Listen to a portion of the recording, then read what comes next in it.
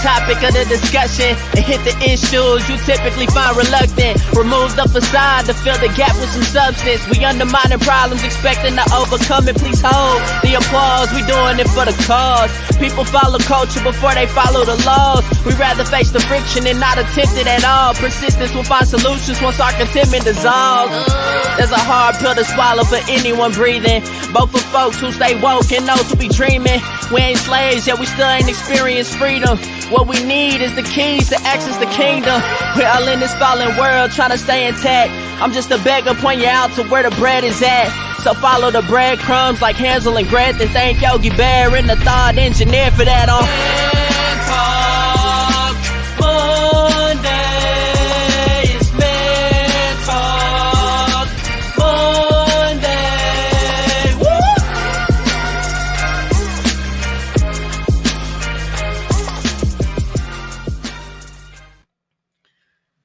We are back once again, ladies and gentlemen. Man Talk Mondays. It is your boy, Derek the Thought Engineer, here with my man, comedian John Yogi.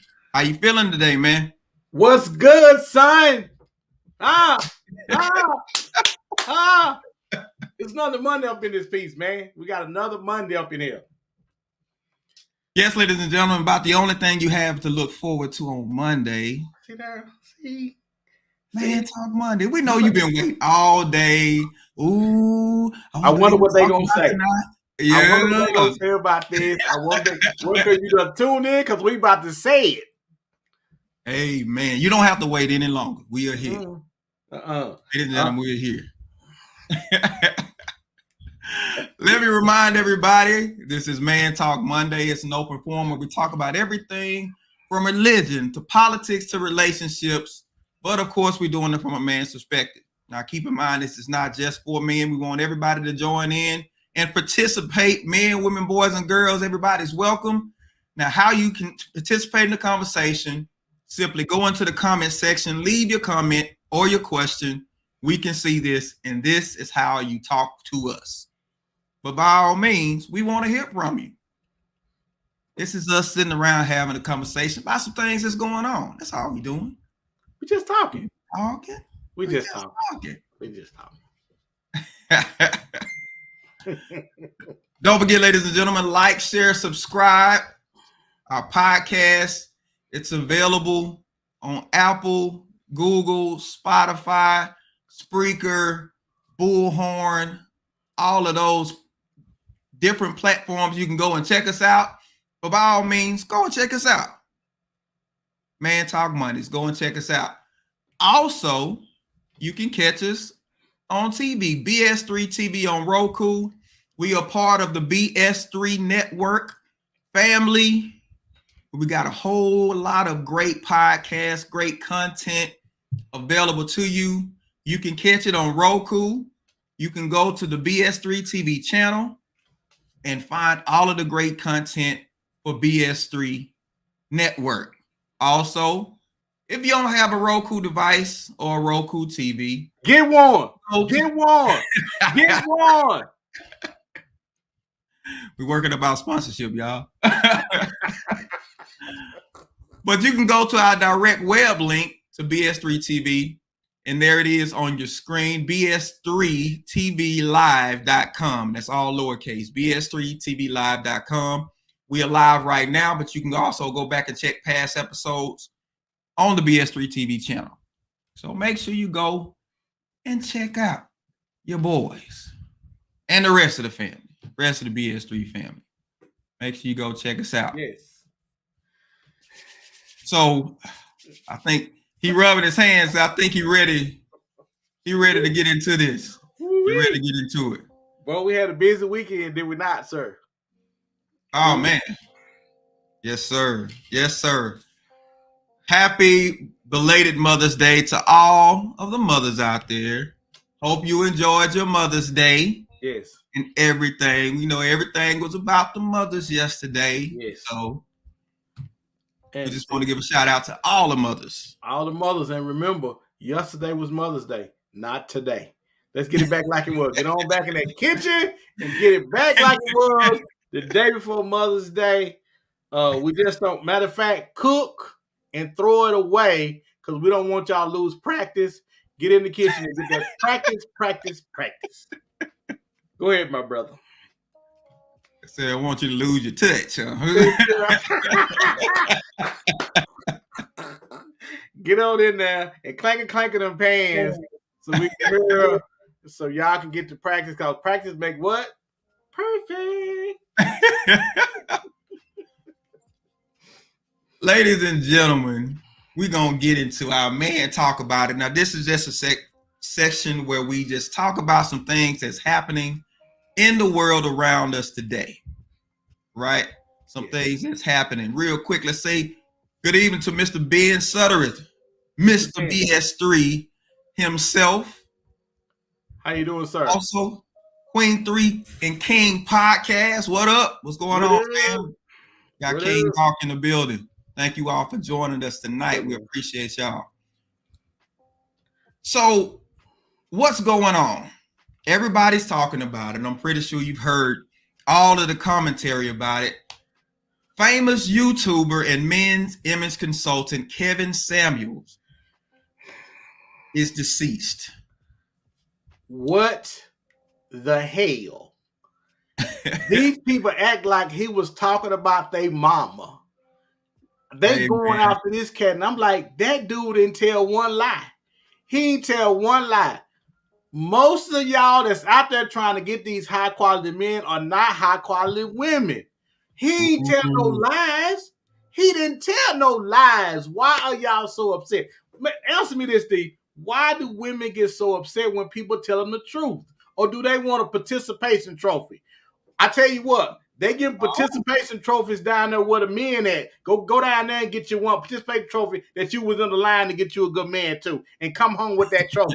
Make me understand it. Make me understand it. They talking about that man like a dog. He ain't lie. All he did was tell them the truth. They didn't want no scriptures. They called his show. They called his show to get the truth, and he gave it to him, and then they hated him for it. Make me understand. In raw form. It couldn't have been no more raw. He didn't pull any punches. But needless to say, the celebration amongst women has been disgusting. It's been pretty disgusting how they've celebrated the death of this man who, like Yogi said, he just told the truth about a certain perspective that people didn't want to admit. People came to him, they talking about what we call high value, which is really high earning, guys that make over six figures. Women would come to him for advice about how to snag one of these types of men. And the truth of the matter is, if you're going for that caliber of man, there is something that goes along with it, and you have to have the right expectation. That's all he was talking about, having the right expectations. The difference between y'all going to him and y'all coming to me and D, we some good God-fearing church going means. And we gonna spare you the truth. We're gonna put some sugar on it and sprinkle it and present it to you in a way to where you're gonna want to eat it. That cat wasn't doing that. The King Doc, he agrees with us. He said, man, talk about it. He sure didn't lie. It ain't like he was holding all the good men from the women, because he wasn't. Okay, now that he dead, do you have a good quality man now? Hell no, you don't. You're worse off in the world before you first said it. I don't get it. He wasn't holding them back from nothing but the truth. Some of y'all are delusional out there. Matter of fact, most of y'all are delusional out there when it comes to dating and high quality men. First of all, what even makes people understand? Everything is a market. When you're talking about even dating is a market. And in a market, there's competition. Yes. And for the person who's holding all the cards, you say you want a high value or a high dollar, high earning man, which represents what, less than 10% of men? Just tell me, D, why he would pick them. Look in the mirror and ask yourself, why would he pick you? And he got a plethora of choices, because that 10% of man has a plethora of choices. Why? Just why? Okay, Monique said, quick question. Wasn't the issue with most women was how he stated And some feel that he talked worse about women of color. Because you know why he talks that way about women of color? Because women of color are the most delusional. Most white women know that we see know how to play their position. Black women don't. Most black women don't know how to do that, especially the examples that we have. How about that? How about the examples that we have? Because I don't want y'all coming for me when you see me, because I got a bodyguard. I got 2 or 3 of them now, so don't be coming. But I'm telling you now, most other races know how to play their position, and we don't. That's why we was the one on the calls asking him. It didn't stop people from asking him. Whatever he said to him, however he said it, the phone line stayed lit up. Yeah. And I think he was judged by a lot of sound bites that people would take clips of what he said and go from there. Monique says, what? She didn't hear me. Do I need to repeat that? Do I need to repeat that for favor? Yeah, delusional. I said it. I meant it. And if you see most of the people that was on there talking to him, you thought the same thing. And don't tell me you didn't. Don't tell me you didn't. You seen what we seen. My man's going in tonight. He's going in. Listen, man. Listen. We all want the truth. Everybody wants the truth. But when we get it, we feel some kind of way about it. You know there are issues before that man even said you know you a little heavy before that man tell you are. You know you are. You listen. You know they're threatening physical violence. Teresa said you asking to be punched. No, I'm simply asking you to take off the glasses because you're blind and you can't see. That's all I'm asking. Allow people to tell you the truth and us not be so bitter about it. Now let me say this. In the interview he did, Melvin Benton says, you know it. In the interview he did, he stated that in his 20s he got diagnosed with some form of cancer, stage 3, some form of cancer. I can't remember what form of cancer. And I think he said at that point, he did, when everybody else was going out and started, kind of live their life, he had a reality check. And this was the reason why he presented things in the fashion that he did.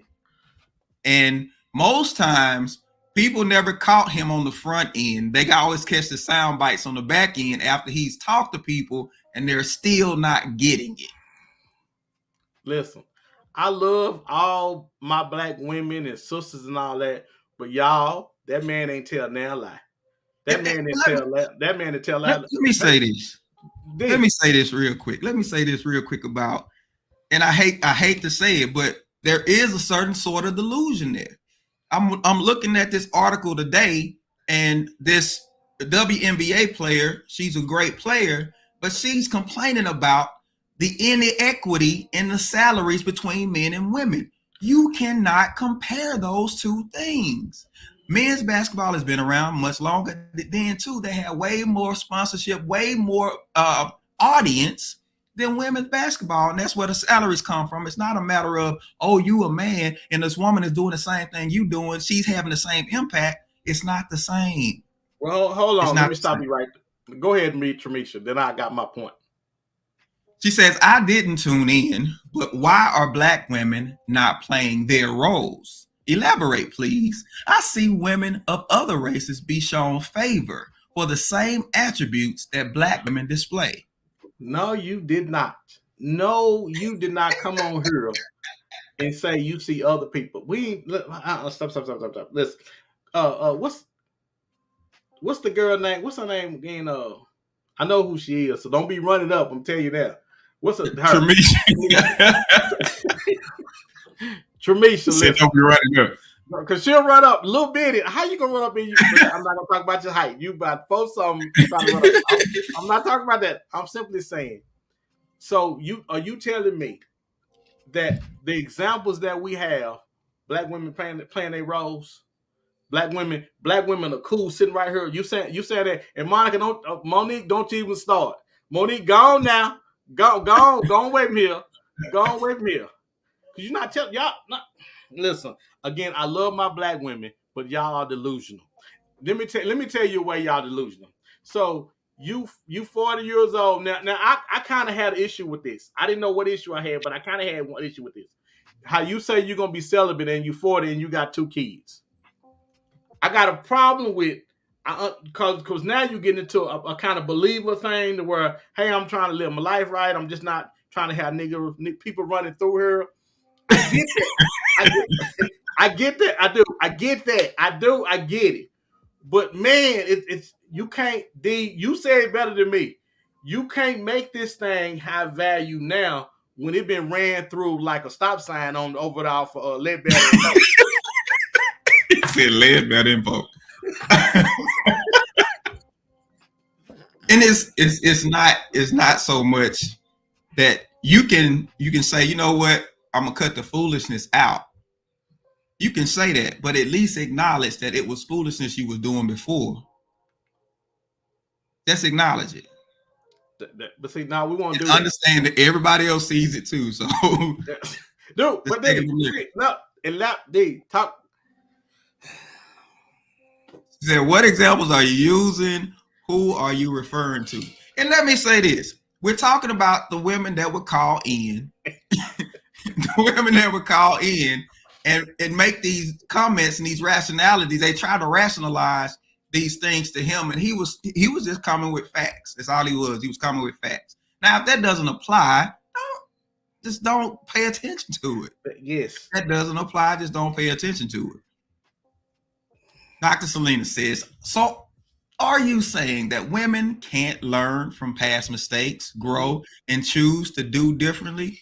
I'm not part of learning from past mistakes is accepting the fact that things are different now because of the mistakes I made. You can't say I made a mistake and you end up right back at the front of the line just because you admitted to a mistake. Admitting to a mistake and understanding that those choices have cost me. And I just acknowledge the fact that they cost me. It doesn't mean that you haven't learned or you haven't changed. You just learn from what you've done. Ramisa says, y'all think high income men are virgins because a man can't expect a virgin when he's been for the streets. That's not what he was saying. That's not what I'm saying. Let me tell you something. D, hold on before you explain. What you're not going to do is come over here and take out of context what I had said. D, would you explain that to her? Because I don't have time now. Value in a market is expressed by rarity. Anything that's rare is more expensive. And when you talk about the dating market, you talk about more expensive, we talk about opportunity. You have more choices. You have more opportunity. Because high earning men that earn over 6 figures is less than 10% of the men out there. They are a rarity, but you have everybody or the majority going for the minority, which means that those guys have the greatest amount of choices. Yes. And when you have choices, this creates competition. Yes. Because it's competition, you got to look at what you have to compete with. And that's all he was saying. He called dating a market. That's all he was saying. There's a dating market. Does not mean that there's not somebody out there for you. Stephen Powell says, acknowledging the truth of who you are gives you the room to make better decisions for the future. Absolutely. Yes. Yeah. Monique says, we're learning from our mistakes just as our black men are learning. Hold on, Monique. Are we really learning, Monique? Are we really? Are we? And let me say this. The black men that you're counting and making mistakes are the guys that are given the opportunities. There are plenty of guys that are not given opportunities, hadn't had the chance to make a mistake. Well, they're not waiting. They're not hot dollars. Because they're not in that category. Absolutely. Teresa says, I don't speak ill of the dead, but I never listen to him and seems like for a good reason. Well, I never listen to somebody that's in Houston either, but you keep being on here arguing and talking. He wasn't everybody's cup of tea, and everybody knows that he wasn't everybody's cup of tea. It was the kind of shock jock type thing, you know what I'm saying? And people are drawn to stuff like that, whether they like it or not, they're drawn to it. So it worked for him for as long as it did. And rest in peace, Kevin Samuels. Yeah. Now, as disturbing as the comments about Kevin Samuels was, the women and how they went in on him, came across something that may be a little bit more disturbing to you. So I want you to watch this short video and tell me how you feel about this.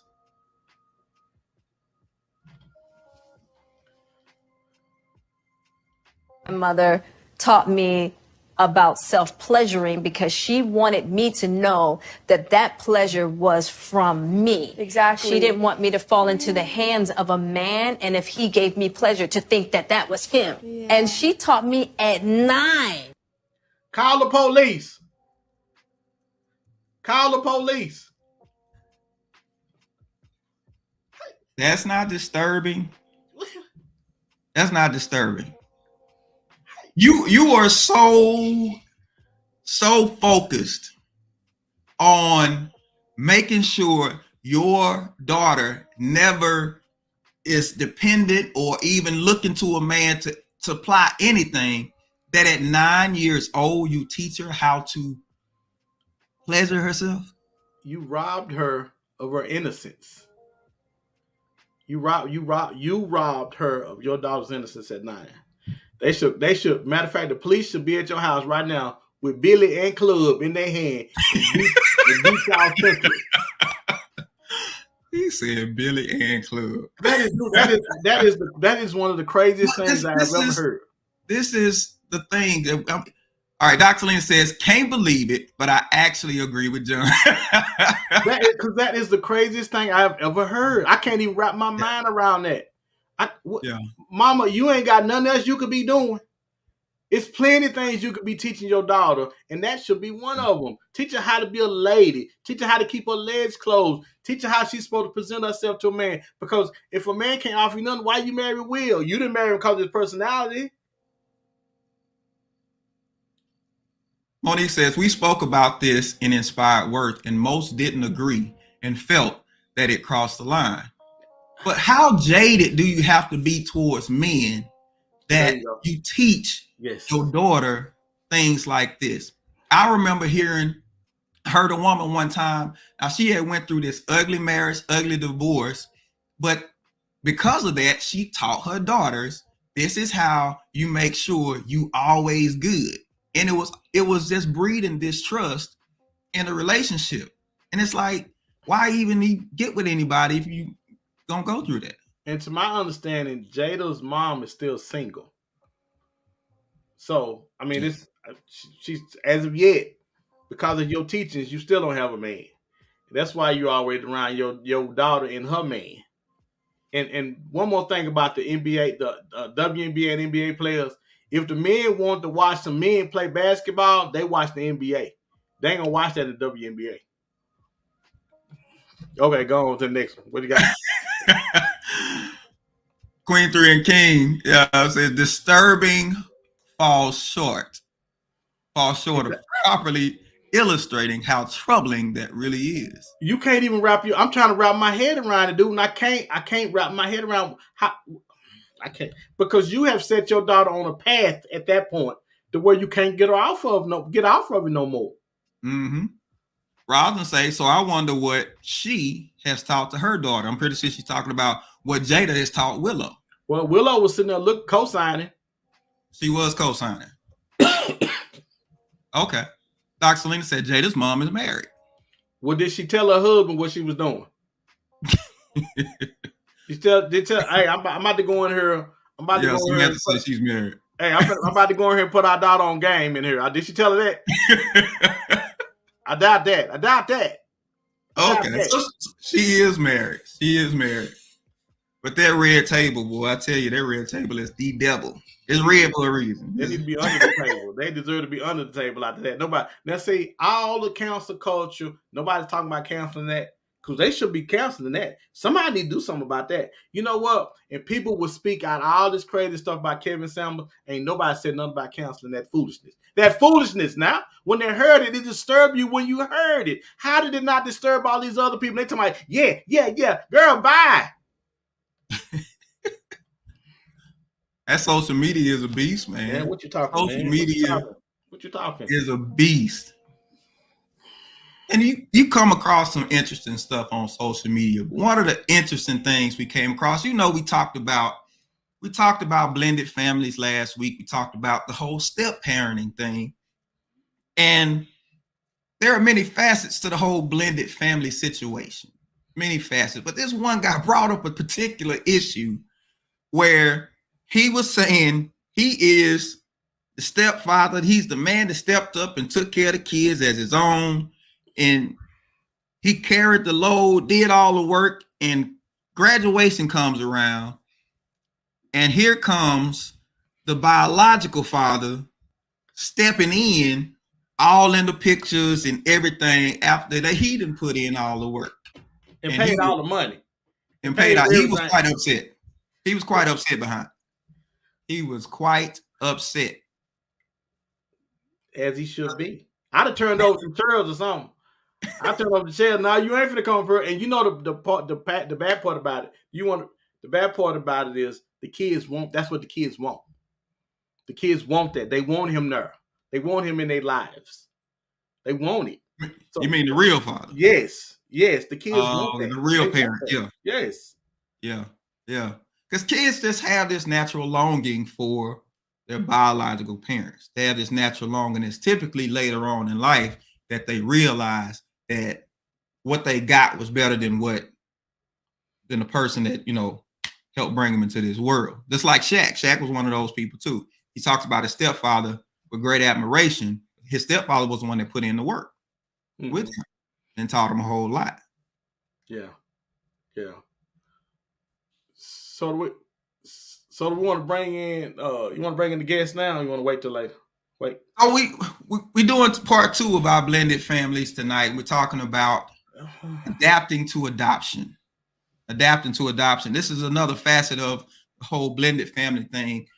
And to join us in the conversation, we're bringing back one of our favorite guests, the beloved Miss Lewis herself, Miss Cheryl Lewis. Hello. Hey, Cheryl. Hey. One of the reasons why I wanted Cheryl on this with us is because me and Cheryl dealt with something similar. Most people know. Well, most people that know us know we have adopted a couple of kids. And let people know, for somebody that might be listening that it's not familiar. Let them know what we adopted a couple of kids. Yeah, give them to your story a little bit. Tell them. Go ahead, Cheryl, tell the story. No, you I want to wait. Well, about 12 years ago, we adopted our. We couldn't. Well, me and Cheryl have been trying to have. We have a beautiful daughter that is 28 now. Yes. But we had our daughter, and we had problems conceiving. So God bless us with my daughter, and we wanted some boys. So we decided that we were going to adopt. So we adopted two boys at 2 separate times. Non-related. What'd you say, baby? Non-related. Yes.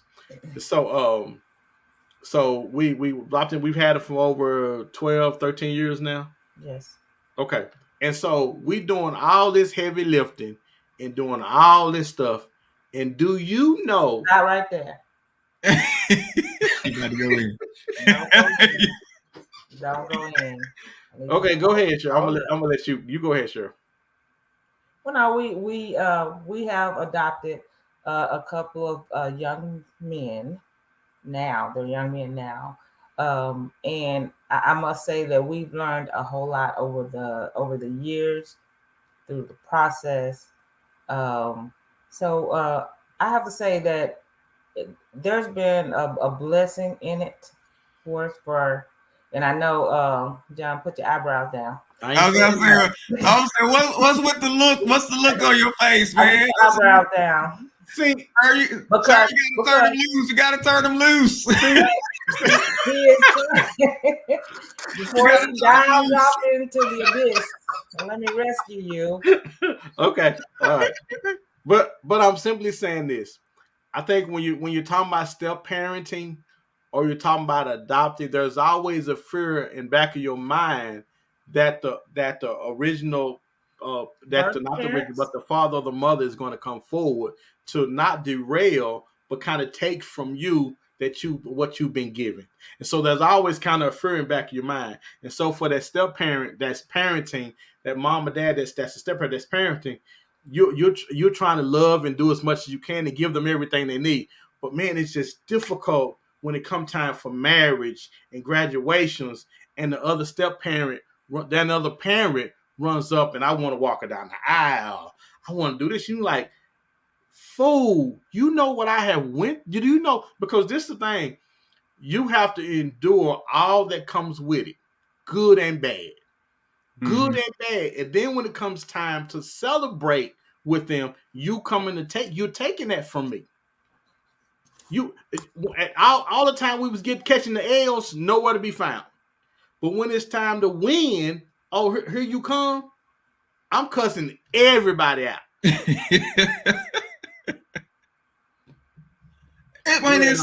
It seems like an unfair situation. Because there's no way. Well, let me say this. There's no way you can win. There's no way. Why you say that? Why there's no way because you can you have to be in a place to where no. Well, before I answer, sure. Am I wrong? Okay, what's the question?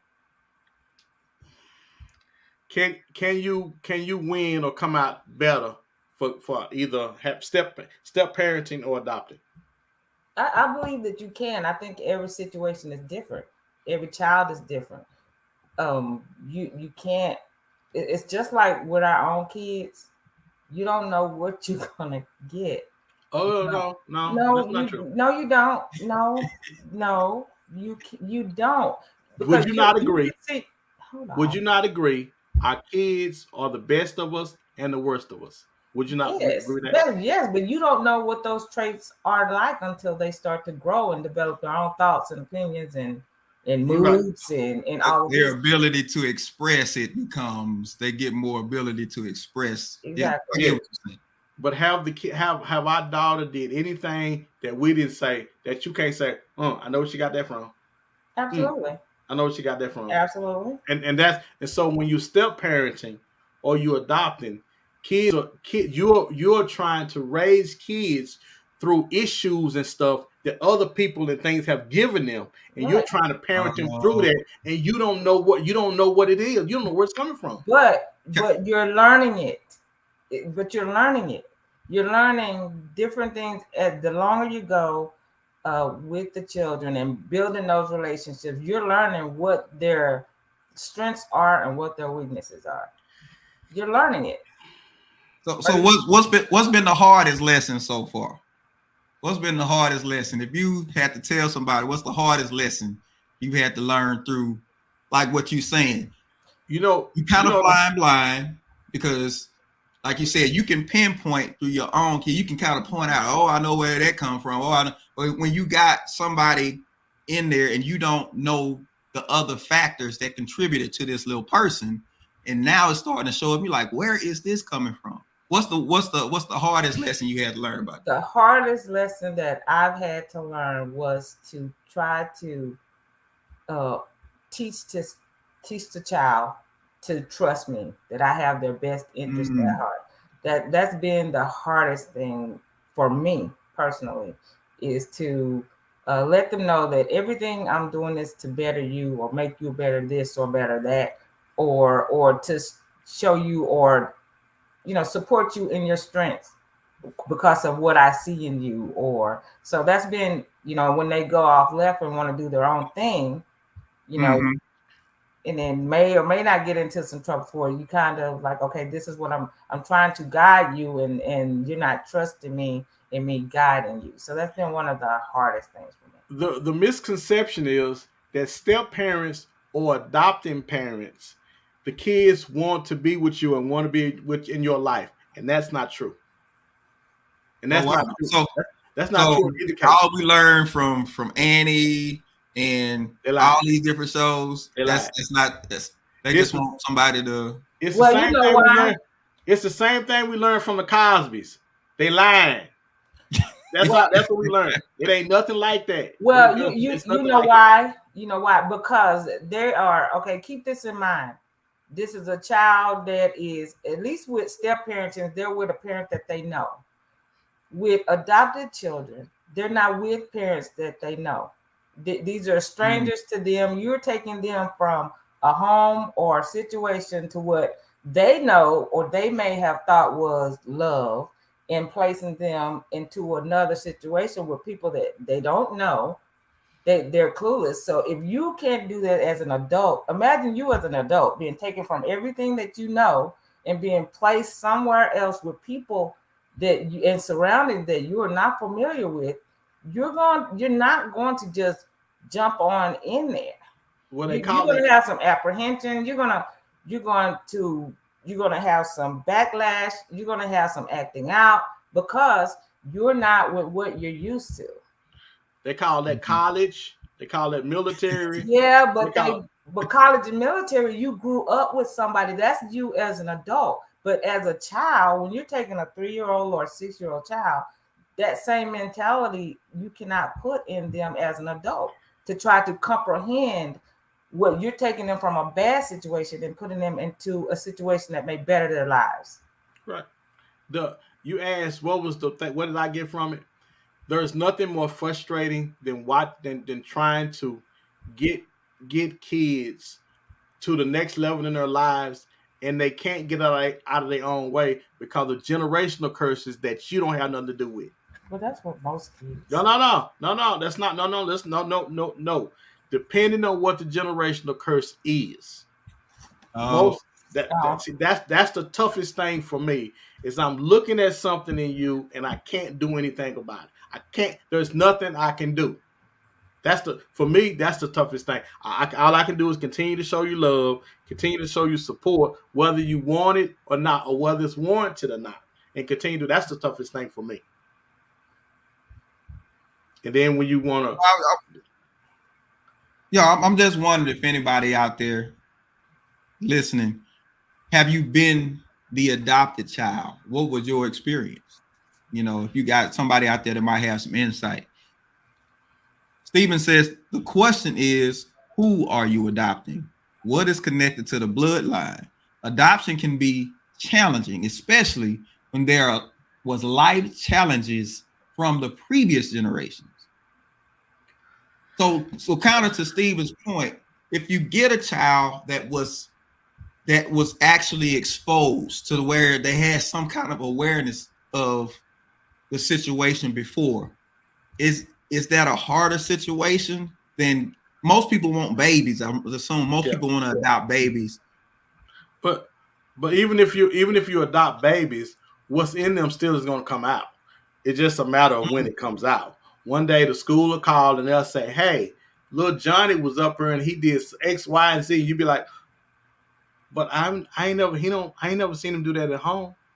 Well, because it's in it, and at different points in time, it just, I'm coming out now. Okay, I'm coming out now. I'm coming out now, and you dumbfounded. You're literally dumbfounded. But at least with the step parent, like Cheryl said, there is someone there trying to play referee between the step parent and the kid. Yeah. I guess for me, my thing is just looking at it. Everybody assumes kid, a bad situation. I have a good situation over here. Come over here. Be grateful. Oh, you should be grateful. You live a life of gratitude in the house now because you got somebody who's looking after you, somebody cares about you in the whole nine, but it's still a fight.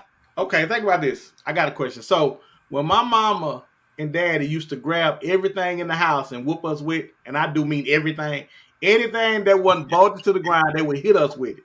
Sometimes that was abuse, right? Mm-hmm. Right. We didn't know it. That was we were conditioned to that type of lifestyle and living.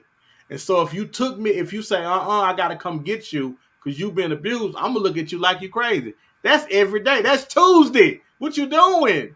I normally get beat on Tuesday because I go outside and I do this and I get into that. That's Tuesday. But when you take me out of that, I'm fighting because what was not good for me, they trying to take me from it, and I don't know it because I'm conditioned to think that's what love is. And now they're trying to give me this new form of love that I can't understand, and it's difficult.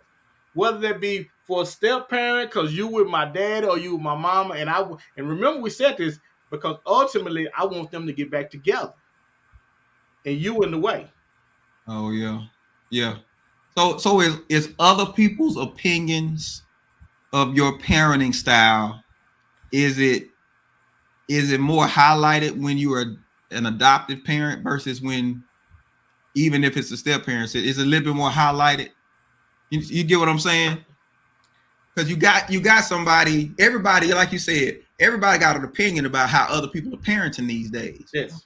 But if you in an adoptive situation and you trying to parent like does everybody's opinions hit harder, impact you more? There's a fine line when you, because they've been in abusive, some children have been in abusive situations, and you try to be, you don't want to make them feel like they jumped out of the frying pan into the fire. So you're gonna, it's depending on the child and what kind of trauma they've been through, whether it was neglect or whether it was abuse in some form. You have to be strategic. I want to say that because of their mentality, because there's some mental distress that also comes with children who've been, adopted or in those situations, especially if their children, like our children, was of age and they remember. They were not babies when we adopted them, so they remember who they were with and who did or said what. So we have to be kind of, I know that we're always thoughtful, but we know that there's going to be some conflict here and there.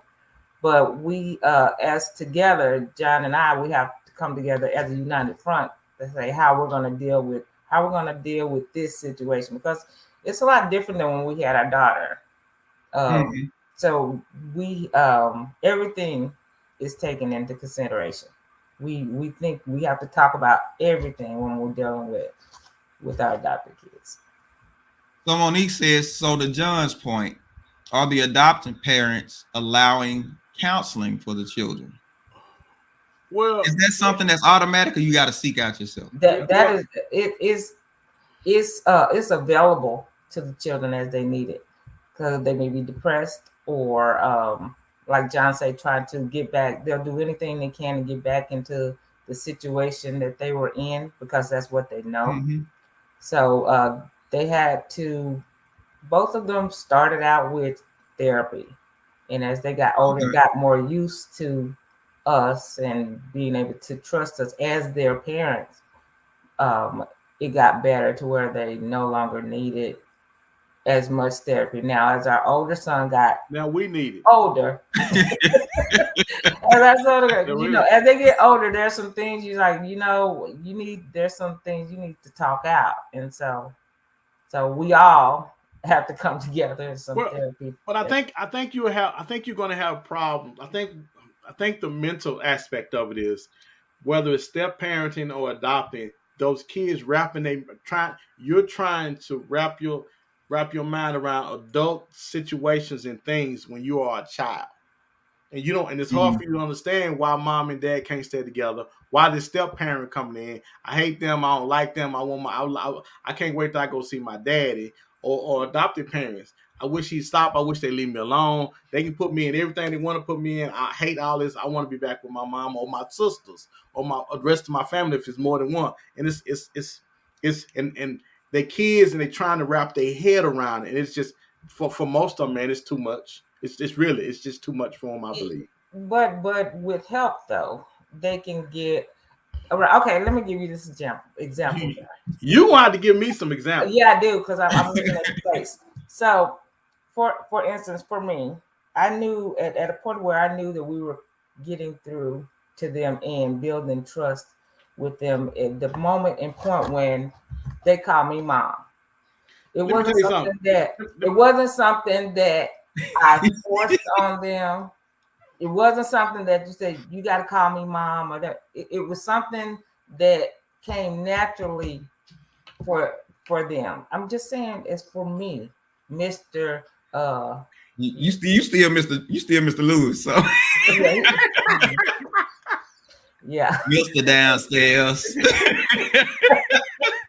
That's why I'm here, and like he's up there, and It's just man, to be, if I could be as honest as I can, it's disheartening. I'm not gonna sugarcoat this thing. It's disheartening.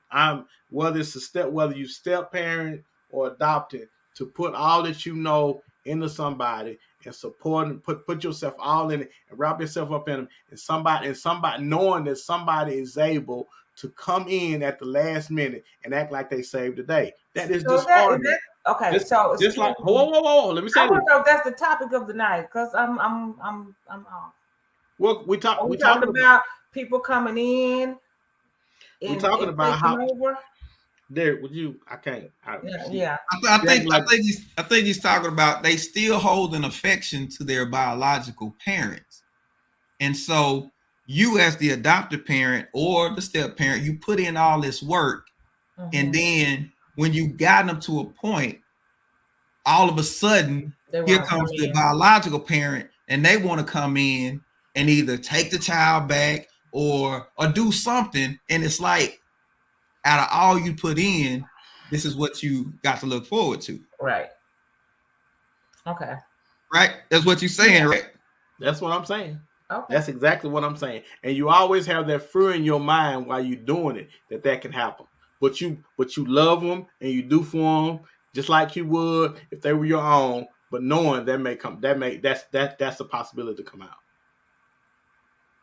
Okay, Monique said, what pre-counseling do they have for parents adopting, to talk about some of the outcomes John is speaking about?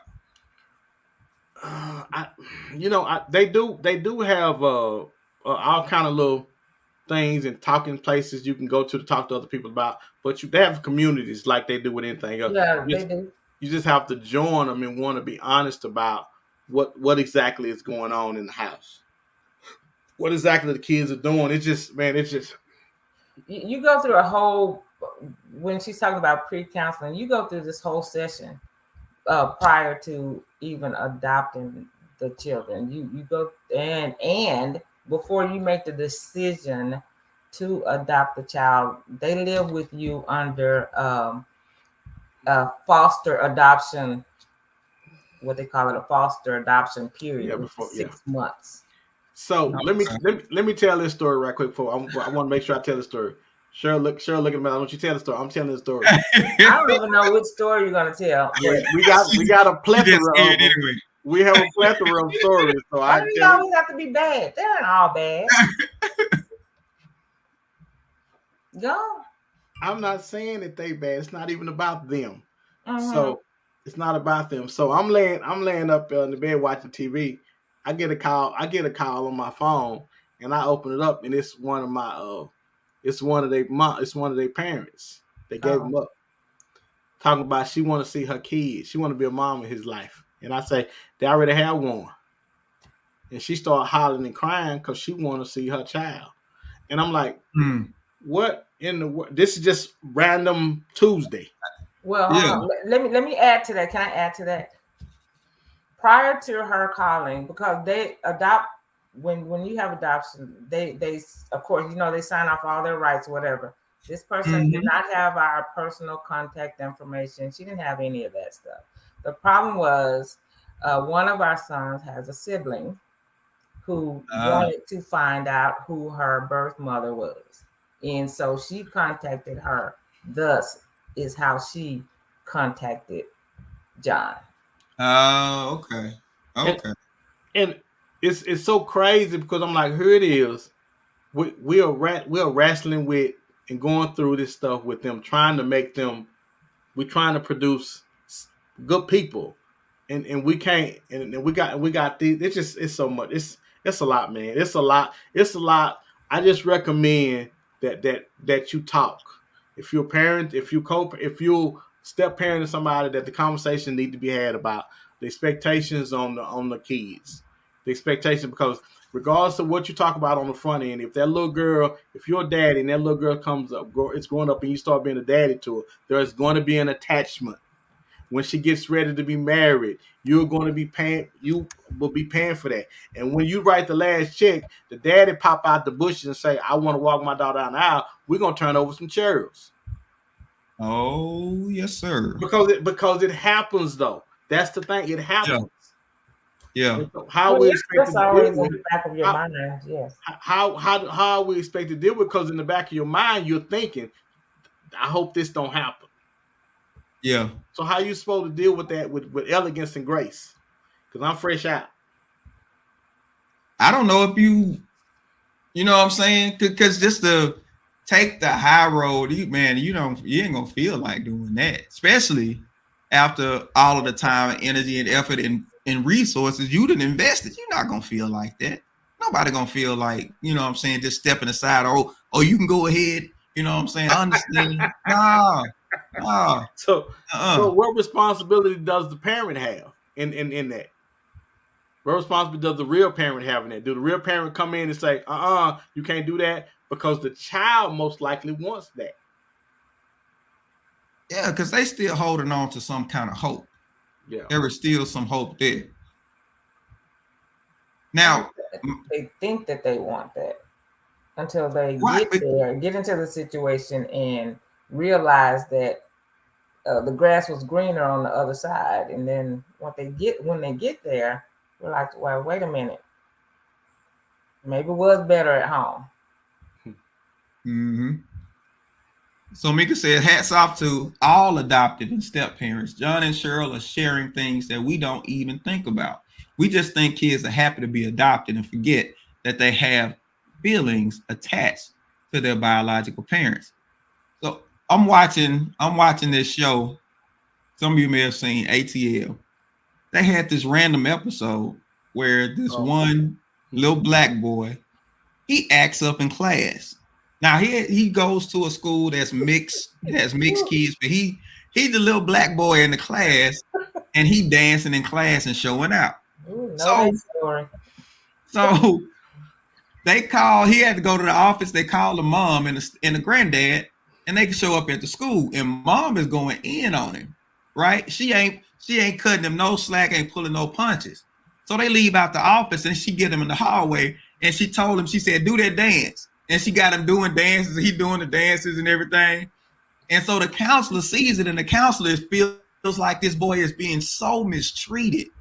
How could you embarrass your son like this? Mm-hmm. And so when the parents leave, she tells the son, don't worry, I'm going to help get you out of the situation. She sends CPS, and they do a welfare check with the police officers. And as soon as they came to the door, the mother said, may I help you? And said, we just came to do a welfare check. She called her son's name, brought him to the door, and said, go.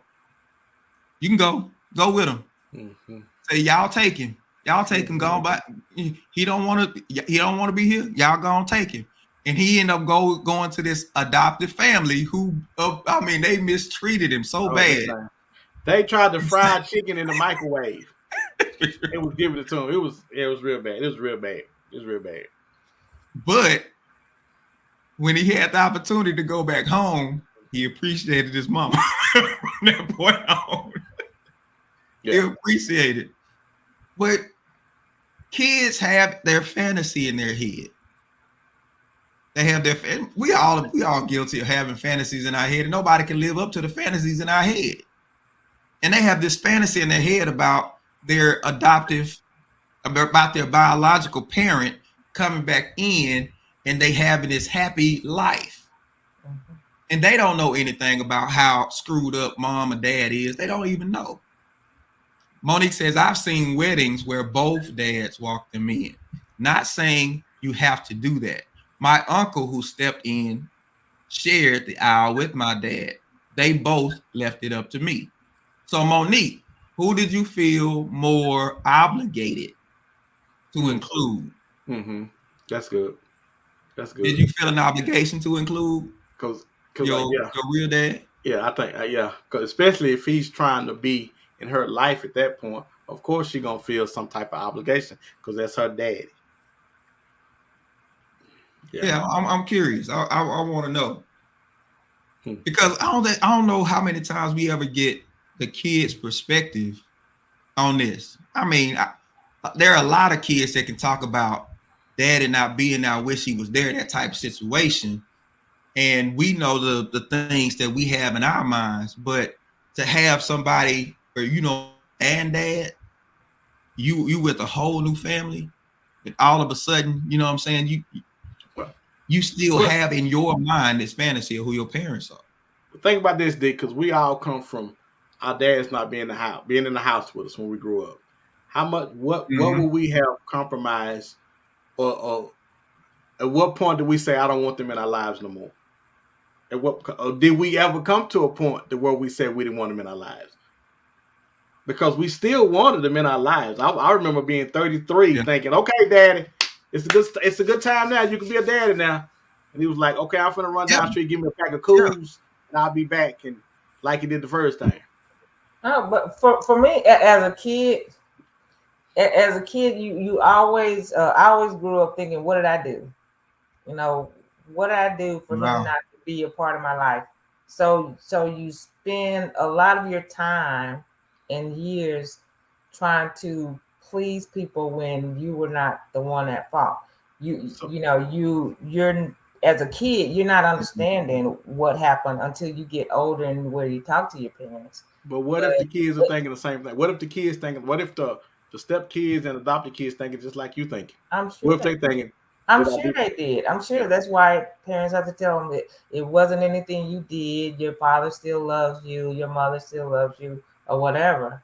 But it has to be explained to the child, which is one of the reasons why when we first adopted our kids, there was a book that I bought that we read together, where we talked about them being adopted, but saying that I'm not going to be your mom, but I'm now your forever mom. You no longer have to live in a foster home. And so one of the key things we really, really honed in on was not speaking ill of their biological parents, regardless of what they did.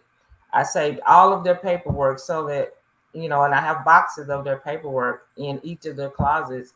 And I told them, whenever you want to look through this box and read over why you are here, we can do that whenever you're ready to do that, when they've got of the appropriate age.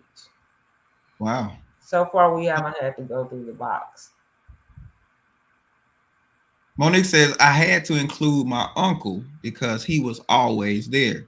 But it's my daddy. I can't leave him out. And about that time he came home, I just wanted to see him and create memories. But you see what I mean? You see what I mean? Yeah.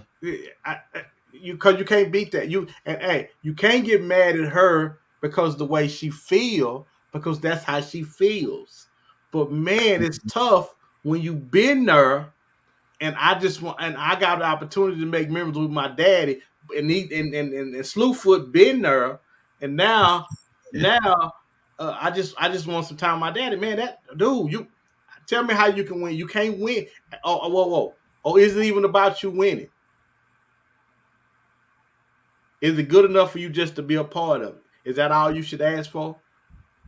Because man, it sure seems, from my side of the table, it sure feel tough on this side of the table. I can understand that being tough. That sounds like a tough situation. Absolutely. Ladies and gentlemen, we're down to our final thoughts. So we'll start with Miss Cheryl. Final thoughts, man. My final thoughts would be to take time, talk, and consider, even when choosing to adopt a child, make sure you're on the same page as a parent, but also remember why you're doing it. Remember that you want to give love to another life. That's my final thought. Man, you tripping. My final thought is this. Y'all have these damn kids. Y'all better not have these damn kids until you can keep them and take care of them. Stop bending your asses over having these kids where the state and everybody else got to take care of. Y'all get married, and you have a good life and go to somebody's church. Start taking care of our kids and stop putting them in the system for somebody else to go through the hell that you don't put through their life.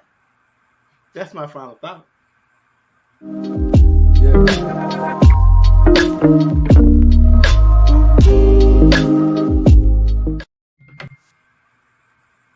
I can imagine being an adoptive parent is hard because you're dealing with a person who's coming from maybe a past that now they drag that into this new relationship and you got to compete with it.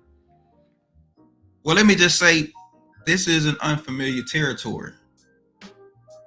If you've accepted Christ, you're in a new family.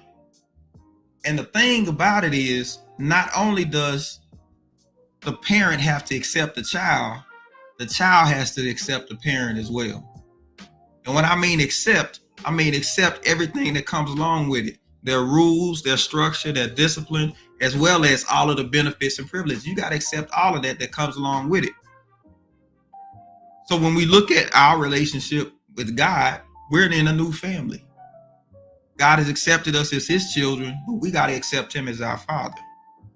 And that means we got to abide by his rules, do things his way. We want the benefits, we want the blessings, we want all that comes along with it. But or do we want the discipline that comes along with it? Because the discipline does way more than the blessings do. The discipline is what takes us further. Just like that adoptive parent is trying to pour into their child things that they need so that they can go and be productive people in society. God wants the same thing for us. So he's trying to get us to adapt to his family. So let's make that change and really accept him as our father. And that's our final thoughts for this week.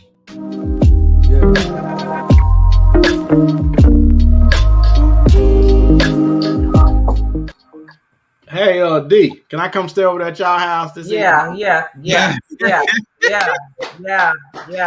Bags cancer.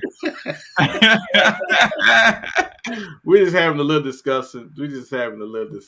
So don't be there. Monique said, I'm so thankful that Cheryl joined tonight. Thank you, Monique.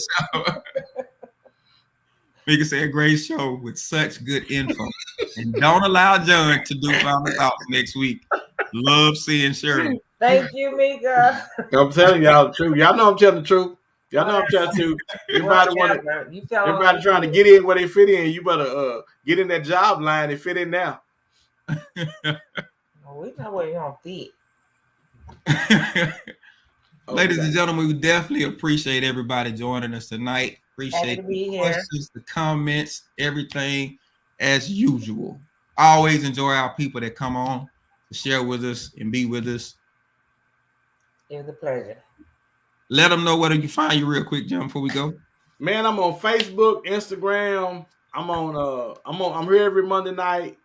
Let me see, Facebook, Instagram, and johnyogi.com. They can find me. And my fees just went up because I got people running up on stage now, so my fees just went up. Got a whole $2.